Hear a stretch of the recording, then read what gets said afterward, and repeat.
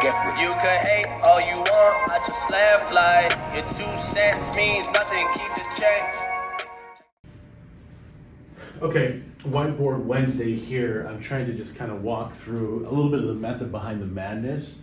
And so as I was driving in this morning, a lot of times, you have those crazy ideas. I was actually rocking out to Hindi music this morning. But anyway, so I was thinking about switching up some of the training, the posting on social media. So I want it to be about what I'm working on and giving out some of the thoughts as a kind of a thought leader in my mind. Number one is interview tips for the candidate. What can they be working on? How can people interview better and be able to put their best foot forward? I think we're entering an area where right now I would say in a large part of 2022 it was much more of an employee kind of ruled the day. I think as we look at going into 2023, it's definitely going to be the employer is going to have the upper hand here. And so those candidates that are out there are going to need to be able to make sure that they have very buttoned up interview skills, whether that's on the phone or via Zoom or face-to-face. The next one I want to be able to just share is some different thoughts that I'm going through as a director of recruiting and being able to put forth some different ideas and strategies, things that I'm working on, things that I'm implementing. And this one, for me, from a recruiting process perspective as a director, it's all about discipline and execution.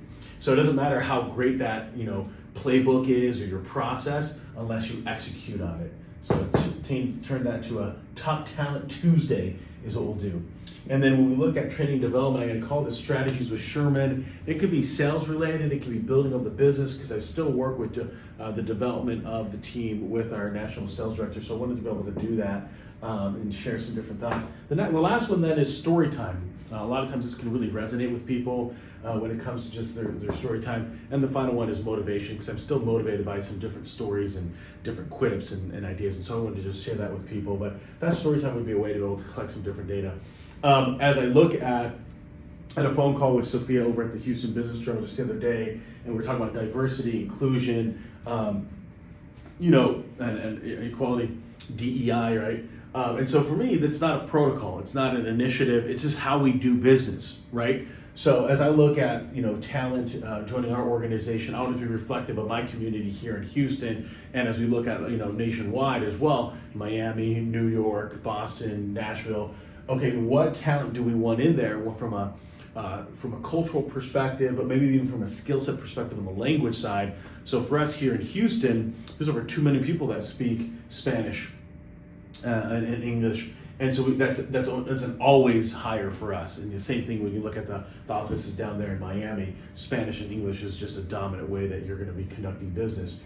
But here in Houston, because we are the most diverse city in the United States, I want to be able to make sure that we can have these variety of different languages being spoken there here in our office, serving those specific communities that feel a little bit more comfortable speaking in those languages. You can tell that over time, the chicken scratching doesn't help. So, and then here finally is the values of our organization. It's all built on Together We Win. So we don't want a bunch of solo individuals. We're much more of an open door culture here. But what that means is we work together to be able to serve all of our clients, and it's being able to exemplify these qualities, these values. This is our culture, that you're going to be a winner.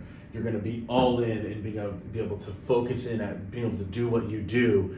We all understand we have personal lives, but to be able to put your phone on mute, so to speak, and just get the job done, choose the right or do what's right, so that way you have morality and ethics. And if you were giving out advice, or if you were working with a client, what would you want in that experience, and what do you think that they want in doing what's right? This GGB is grit, grind, and bind, the ability to get things done and accomplish, and finally having that extreme ownership. So when you're seeing certain things out there that's not even necessarily in your job description, you solve the problem, you found the solution, you're going to take care of it, right? So it's from that wonderful book, Extreme Ownership. It's see it, solve it, or see it, own it, solve it, do it. So this is kind of the method behind the madness. And I'm just trying to see how I put that in on posts kind of Monday to Friday or Sunday to Saturday. But that's just a kind of a work in progress. But wanted to give you a little bit of the thoughts behind what's going on, the method behind the madness. There you go. Time is ticking, it's now or never. I know I gotta make a change, it's for the better. The only way we gon' grow on our own endeavor. We just tryna live our dreams, but they won't let us.